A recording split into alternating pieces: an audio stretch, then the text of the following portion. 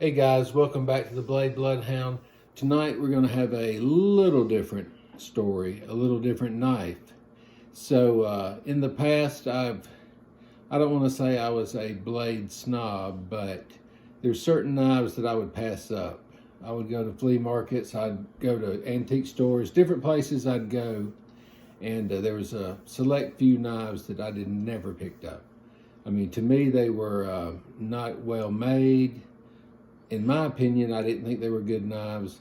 But anyway, after watching some videos on YouTube and talking to people and learning a little bit myself, I found one and I said, you know what? I'm gonna give it a try. I'm gonna pick it up, just check it out, see what I think about it. It's a knife I normally would not have bought, but it's a Colonial Anvil knife.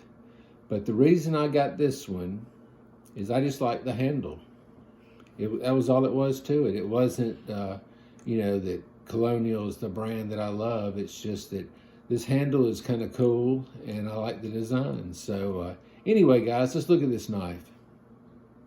All right. Yeah, guys, I was thinking about this knife when I picked it up, and I said, I'm not even going to do a video on that because I just never was a fan. I wasn't a fan of Colonial knives. I wasn't a fan of Imperial knives. I mean, back when I used to really hunt knives, I was looking at knives for resale value. I was looking at knives for super high quality, but I mean, there are knives out there that are working man knives, and that's what these are. Colonial, Imperial, they were knives that people bought to use. They bought them to work with. I mean, it wasn't like something like now we buy case knives, we set them up, we look at them, and we're like, oh, we can't use it. It'll mess up the value. We don't want to sharpen it. You do that'll ruin the value. Well, anyway, this is a knife that is not like that. But I like that handle. I don't know why. But for some reason, this handle kind of spoke to me. I saw this and I said, what is that? And I picked it up. I said, that's a Colonial. But I've been watching some knife videos.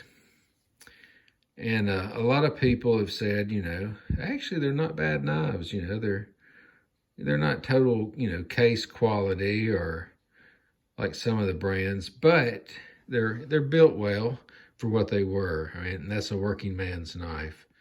So this is a plastic handle, and I don't know if you can tell, but it has sort of see how it goes up? Just has a cool design. It feels good in your hand. I've actually been carrying this for a few days, guys, and that's really not like me. If somebody had said, 5 years ago that I would buy a Colonial knife and actually be carrying it and liking it, I would have said, I don't think so. But really, I mean, I'm not going to lie, I do. I put a little edge on it the other day, and I mean, it's as sharp as any of them I have. So let's look at the brand here. So it's a Colonial Providence USA stainless. And I'm gonna go zoom out. I mean, these blades were not hurt at all. When I picked this up, I said, wow. I mean, I really think that no one had ever sharpened it. I mean, it looked original. But what I did, of course, I wanted it extra, so I did sharpen it. It's got great snap. Great snap. So, I hit it on a ceramic stone. There's nothing on that blade. This blade, there is something I remember. But something else I did like was I like to see patent numbers on things. So when I saw the patent number and then I saw the handle and the condition of it, I said, what's one more gonna hurt? So I picked it up. But anyway, like I was telling you, it has a great snap. This one is actually stainless. The Anvil brand that Colonial made was one of their better, I guess, knives as far as, the knives they made. They made a lot of, I think they made Ranger, I think is one of them. I don't own any of those, so I don't know a lot about them, but I've always heard that the Anvil brand was like their cream of the crop. They're good one. But it has great snap, as you can hear. And I was just really impressed. very impressed.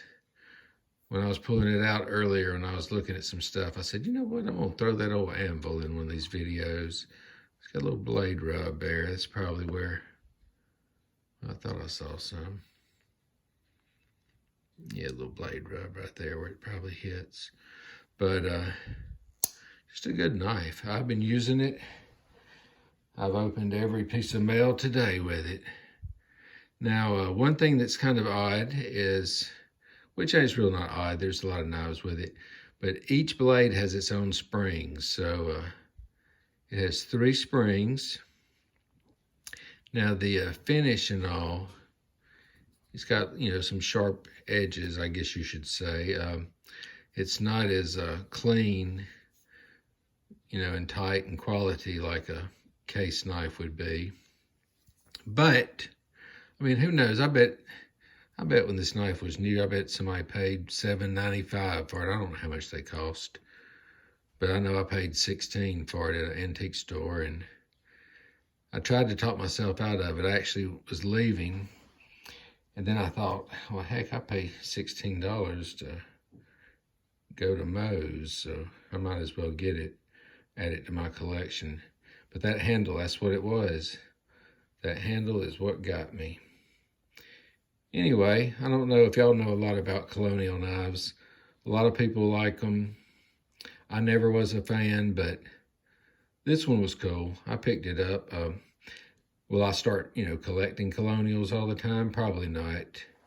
But I have picked up some knives that I normally wouldn't recently. I picked up a Imperial the other day that was an old Barlow, but the reason I picked it up was I knew the tang stamp was marked, and it was a very, very old one. And I said, you know what, that's kind of neat. I think I'll get that. Somebody had that. That knife has a story, so I'm sure this one does too, but it looked like most of its story was spent in a drawer. I mean, it doesn't look used much at all. Anyway, guys, I hope you liked the video. Like, subscribe, tell your friends. See you next video.